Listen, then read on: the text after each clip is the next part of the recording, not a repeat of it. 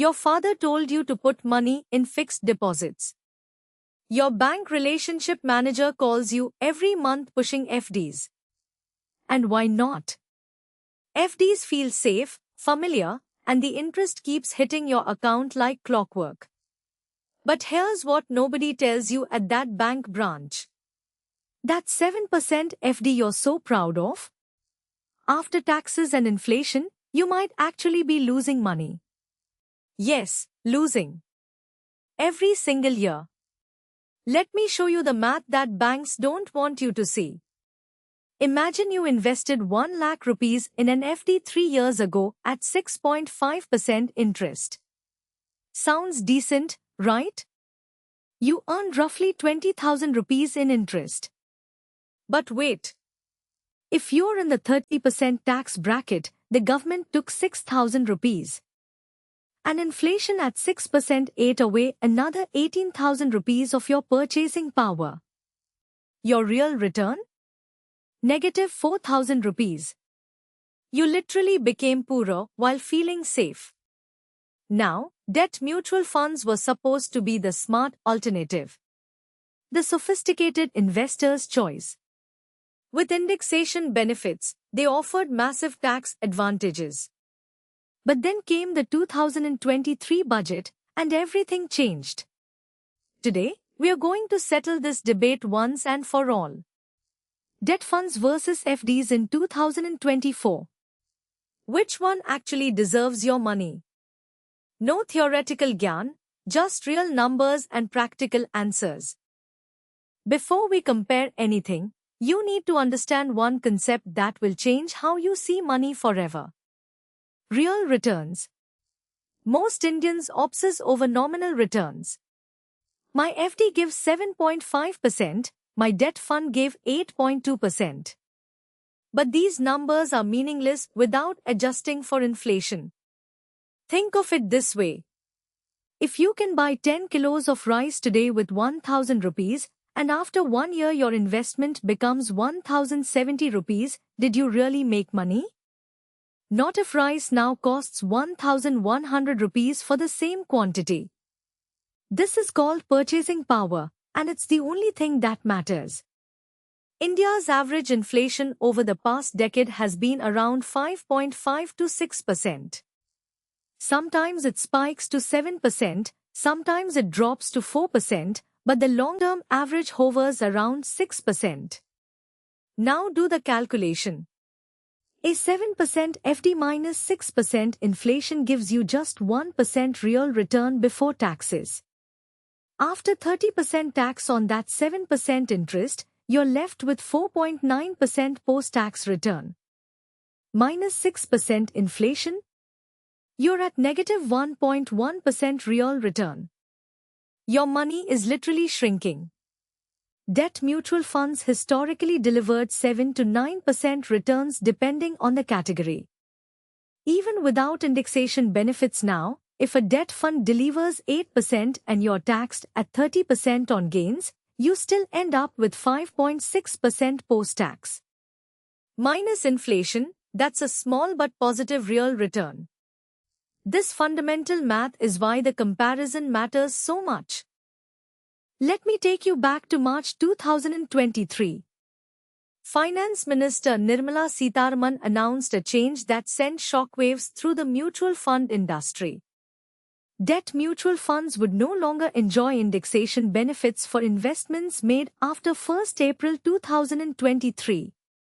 For those who don't know, indexation was a magical tax benefit. It allowed you to adjust your purchase price for inflation before calculating capital gains. So if you bought units worth 1 lakh rupees and inflation over 3 years was 18%, your adjusted purchase price became 1,18,000. If you sold at 1,25,000, your taxable gain was only 7,000 rupees instead of 25,000. This made debt funds incredibly tax-efficient compared to FDs, especially for those in the 20% and 30% tax brackets. The difference was massive. Someone in the 30% bracket could save lakhs in taxes over a decade. But now? Gone. completely gone for new investments.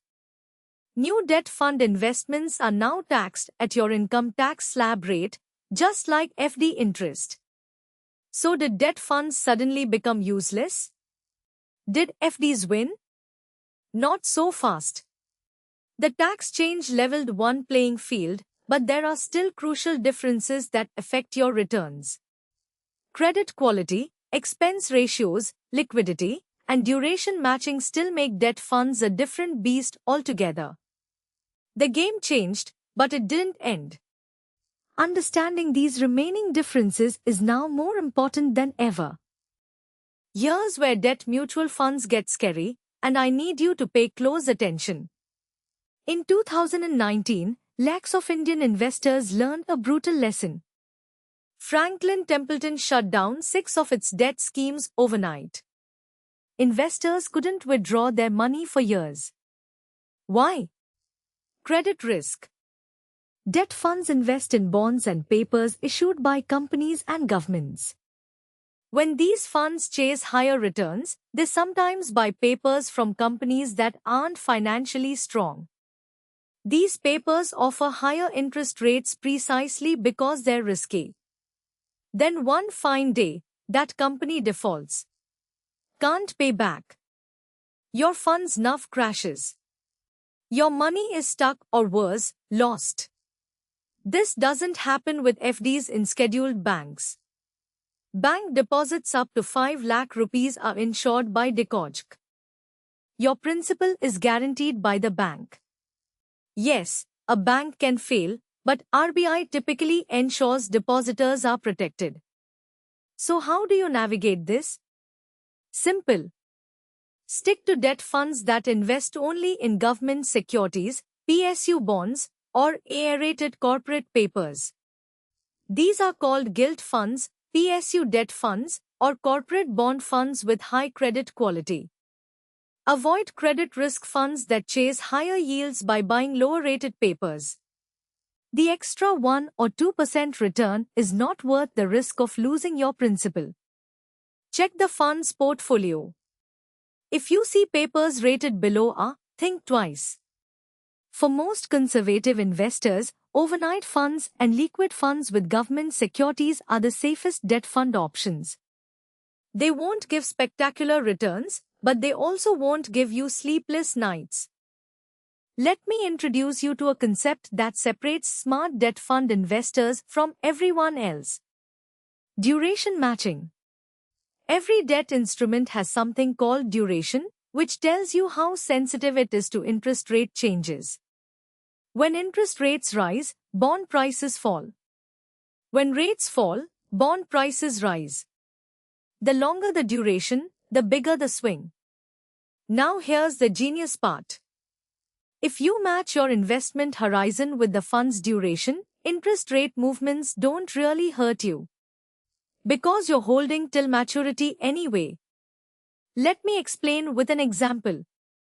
Say you have money you need in 3 years for your child's school admission. You could put it in an FD and lock in today's rate. Simple. Or you could invest in a target maturity debt fund that matures in exactly 3 years. These funds hold bonds maturing around the same time, so you roughly know what returns you'll get if you hold till the end. For short-term goals under 1 year, use overnight funds or liquid funds. For 1 to 3 years, use ultra-short or low-duration funds. For 3 to 5 years, use short-duration or banking PSU funds. For longer horizons, consider medium to long-duration funds, but only if you understand the interest rate risk involved. FDs don't give you this flexibility. You pick a tenure, you're locked in. If rates rise after you invest, you're stuck with lower rates. Debt funds, when chosen correctly, can actually benefit from rate movements. This strategic flexibility is a genuine advantage that survives the tax change. All right, enough theory. Let me give you a clear, actionable framework for 2024 and beyond. First, for your emergency fund, 3 to 6 months of expenses, use liquid funds or overnight funds. The instant redemption feature up to 50,000 rupees makes them better than FDs which have premature withdrawal penalties. The returns might be similar, but liquidity wins here. Second, for conservative investors who lose sleep over market movements, senior citizens who need guaranteed income, or goals less than 1 year away, just use FDs. The simplicity and guarantee have value. Don't overcomplicate. Third, for goals 1 to 3 years away and you're in the 20% or 30% tax bracket, debt funds still make sense despite the tax change. Lower expense ratios, better liquidity, and no TDS deducted at source give them a slight edge. Plus, you can manage your redemptions strategically for tax efficiency. Fourth, for goals 3 to 5 years away, target maturity funds are excellent. You get predictability similar to FDs with generally better pre-tax returns. Fifth, if you're in the 0 or 5% tax bracket, this comparison barely matters. Both options will give you similar post-tax returns. Pick based on convenience.